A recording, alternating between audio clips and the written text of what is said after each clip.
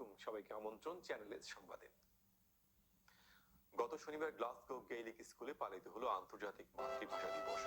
অনুষ্ঠানে স্বাগত বক্তব্য রাখেন বাংলা সেন্টারের বর্তমান ট্রাস্টি এবং বাংলা স্কুলের কনভেনার ডক্টর জসিমা আহমেদ।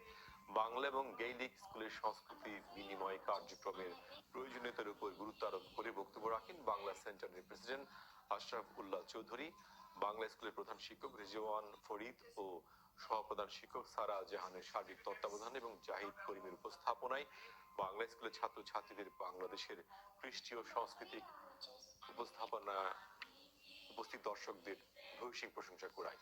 অনুষ্ঠান শেষে বাংলা সেন্টারের সভাপতি বাংলাদেশি ছাত্রছাত্রীদের মধ্যে চিত্রাঙ্কন প্রতিযোগিতার পুরস্কার তুলে দেন।